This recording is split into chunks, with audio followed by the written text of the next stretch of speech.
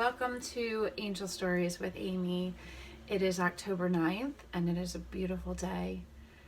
So today I'm going to talk about pets. A lot of people, including myself, consider pets family. Somebody asked me if that happens every time I'm on video. Yeah, in my room it does, because I have a jade plant here and fairies do hang out around our plants.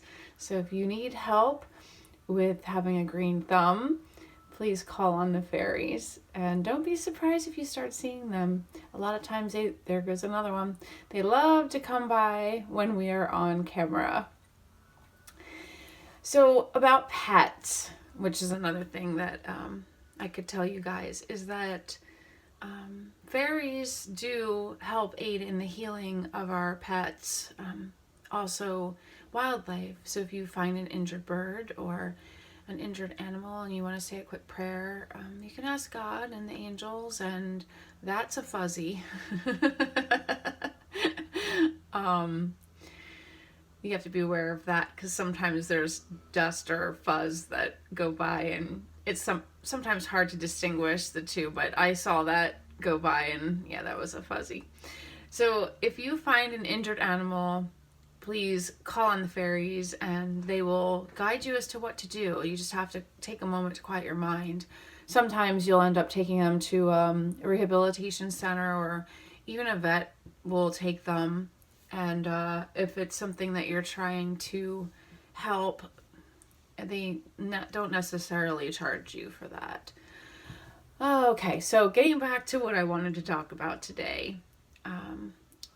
Pets are family, and that's why people grieve the loss of them and take that physical presence that's gone really hard. I know I have lost several pets in my lifetime, and I have also received many signs from them that they're okay. On the other side, with my other loved ones, just the other day, I think I posted this on Facebook. I was taking my son, following my son to the mechanic to get his car, and a van was driving toward me, and there was a license plate that said Pappy, and an hour later I was driving and there was a car in front of me that had a little bone magnet that said, "I love my Chihuahua." And I have been told many times, not just by spirit, but by other people, that they are together. And that does not surprise me, because they were buddies. That is one thing I want to talk about, and that is a gnat. I don't know what's going on in my room today. But I keep getting sidetracked because of it, and I apologize. Okay, so I had a very old cat. His name was Butterscotch. He was found outside. We rescued him. He was a long-haired Himalayan with blue eyes, and he was the color of like a very off creamy white, leaning towards a butterscotch color. Very blonde. And he was the most affectionate cat I have ever met. He would lay on anyone. He would roll around and want attention and play. And he was an indoor-outdoor cat, because my parents and we were raised in the country, and that's where we found him, and he wanted to be out there, so he'd come in and go out and whatever. But by the time he was like 22, he looked like something from Pet Sematary. It was not pretty, but he was still loving and affectionate, and while most people didn't want to touch him, he still begged for attention. Well, when he passed away, I was sleeping, and I was, you know how you're kind of in and out of those dreams, and I'm laying there thinking, Butterscotch, you got to get off my legs. I needed to turn. And I felt like, because he slept with us in bed, I felt like he was, you know, when you sleep on your side with your knees bent, he was in the crease of my knees. And I'm like, Butterscotch, you really need to move. I felt this massive weight, And I actually did at first feel him come in, do a circle, and lay down. And then I thought, I really want to roll over. And I kept saying that, Butterscotch, you need to move. And I opened my eyes and realized, oh my gosh, he's not alive. So he visited me in spirit by giving me that feeling that he was there. And that was just a beautiful thing for me because we missed his presence, and it was just great to have a visit from him. And then I also had a dream that I was stuck in this cave or ditch, maybe. I'm not quite sure. It really reminded me of Silence of the Lambs when the girl is down in that well, I think it is. I was down there and I was looking up, and Terry was her name. She was a Siberian Husky, was laying up there watching me, and I kept getting the feeling that she was protecting me. And so when I woke up from that, I did get this feeling that my dog is on the other side and she is protecting me. And this is how I feel about Diego as well. I was meditating and calling in spirit. I was getting ready to do a session with a client, and all of a sudden, I always get this march of guides that come in, including ancestors. So I'm not surprised when I called in. I don't call them in by name. I just say, okay, angels, guides, guardians, animal spirit guides, ancestors, ascended masters, angels, archangels, whoever is in the light, please come in and be with me now. And the first thing that I saw was my dog. And I thought, you know what? He is so great at protecting me. He was protecting me so much when he was here. And I know that's just going to continue from the other side, but I'm glad to see that he is one of my guides now. I'm just glad that I'm not listening to the whining. That was one of my biggest pet peeves about him as he aged. So then another pet story. I had a session with someone.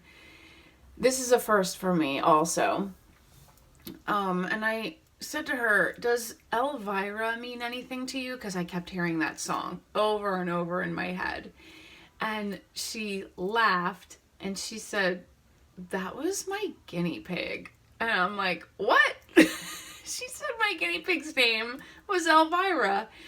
I could not believe it. And she goes, wait a minute, you mean to tell me that my guinea pig is coming to you? And I said, yes. They all have significance on the other side in our lives because we had a journey with them. We were their caretakers and they relied on us. So it was pretty funny to have that come through.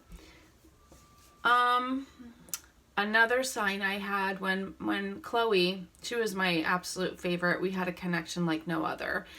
When she came to me in a dream, one time she was just laying on my chest and I could feel the heaviness.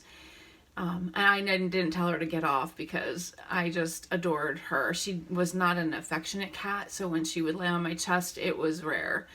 So I was taking time in that dream to not wake myself up because I did feel like she was with me.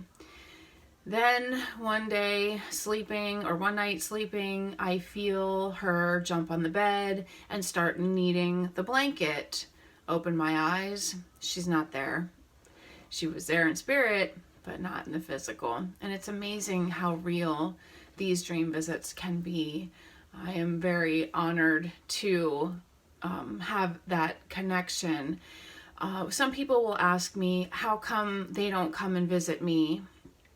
And sometimes I'll just say, well, they probably are trying. It's just that you're not aware. Sometimes it's a matter of being still stuck in grief. Oh, excuse me. And when we are stuck in grief like that, it's hard for them to connect to us because they're on a very high vibration. And when we're in grief, we are not. So that's another way to connect. Just make sure that you're raising your vibration. And how do we do that? We raise it by doing whatever brings us joy. We raise it by meditating, going out in nature, getting some kind of healing done, whether it's a massage or a Reiki healing touch, taking a hot shower sometimes helps. I know I have a lot of people that will come in when I'm in the shower, and I always say, okay, why now? Mostly because we're not thinking. We have a clear head. I know some people pray in the shower, meditate in the shower, and that's a great idea because we are already occupying our time doing something that's quiet, unless you're jamming out to music, which I know some people do. Take that time to pray and meditate when you're in the shower. I'm not saying that you need to meditate by closing your eyes because that might be dangerous, but there is a shower meditation you can do. You can actually visualize a white light coming down through that nozzle as you're showering and ask the angels to take away anything that does not serve your highest good and put it into the water, which will go down the drain. And I do visualize that water like bright white light, and it really does help. Now, if you sprinkle some Epsom salt in the bottom, you can visualize that coming up through your feet and cleansing all the way up to your head, because the salt, Epsom salt, is really good. Himalayan sea salt, whatever you want to use, is really good to purify your spirit. And that is all I have for today. If you have pet stories you would like to share, I'm sure I have more. I'm a little bit out of time. So I will be in touch hopefully next week. I have a very busy weekend coming up, and I will not be on much this weekend. So I hope you enjoy this beautiful weather, this wonderful weekend we're going to have, and I wish you many angel blessings.